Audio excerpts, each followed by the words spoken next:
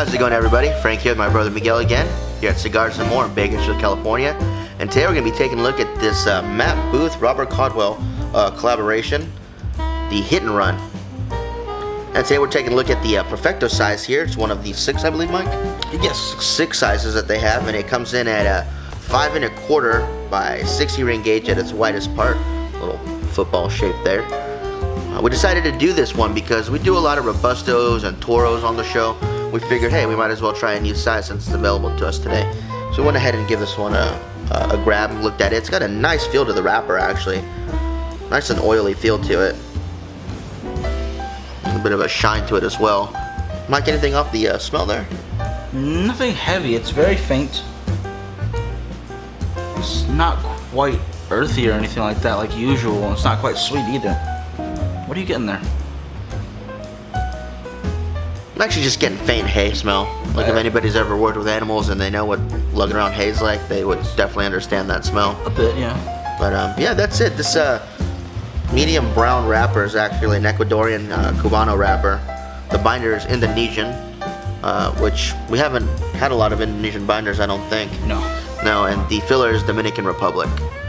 We also have, as I believe you mentioned, 6 sizes. Yeah. Our first here obviously being the Perfecto. We also have the Almost Robusto, which is a 4 by 3/4 and 52 ring gauge.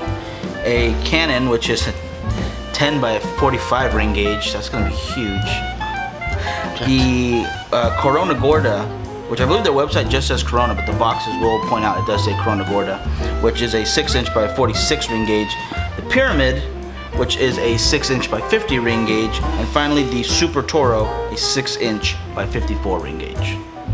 Awesome, awesome. So we'll go ahead and get these cut up, lit up, and we'll get back to you guys in just a minute. That's a lot of sizes. Yeah, it is.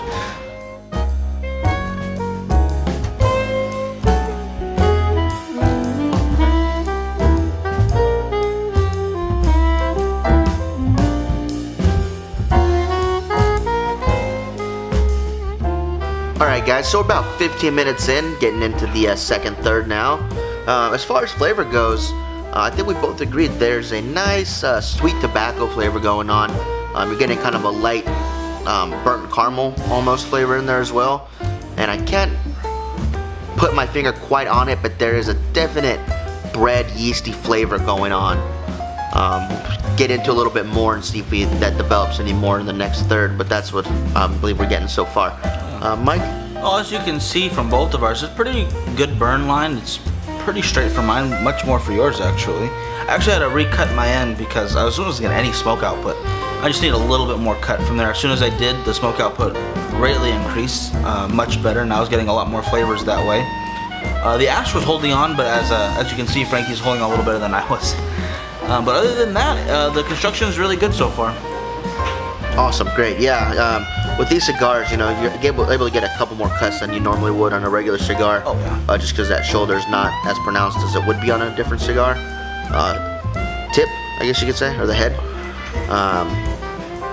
But you might need a couple more cuts than you normally would because you have to open it up just a little bit more, just like from where all the tobacco concentrates down towards the head of the cigar. Other than that, guys, we'll get with the next third and we'll get back to you in just a minute.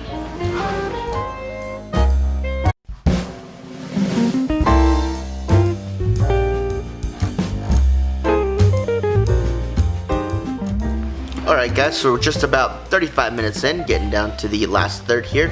And as far as the flavor profile goes, I would definitely say that that bread yeasty flavor has ramped up and mixed with a strong aged tobacco flavor. The sweetness is barely in there at all anymore. The caramel flavor's gone. The sweetness of the tobacco is barely lingering on, but dying off pretty quickly.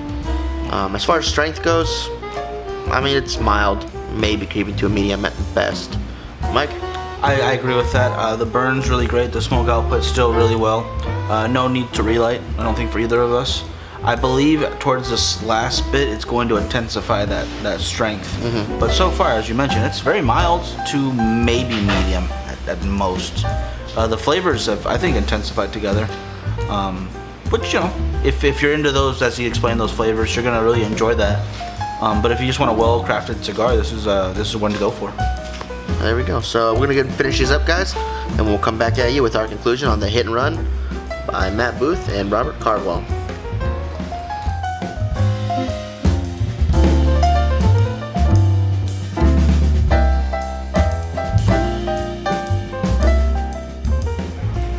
Alright guys, so we're about 55 minutes in, and we're going to cut them off right about there. As you can see, my Astral's holding on really well. Pretty straight burn line going on.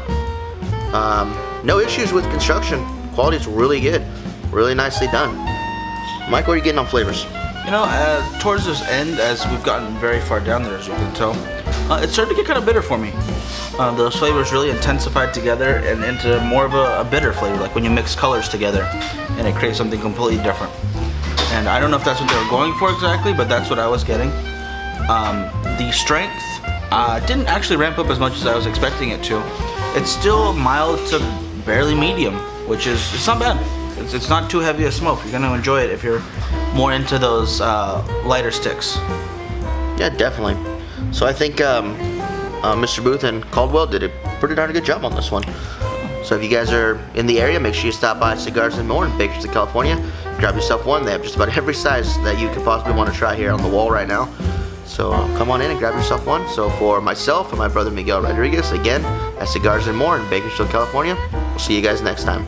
Have a good one, guys.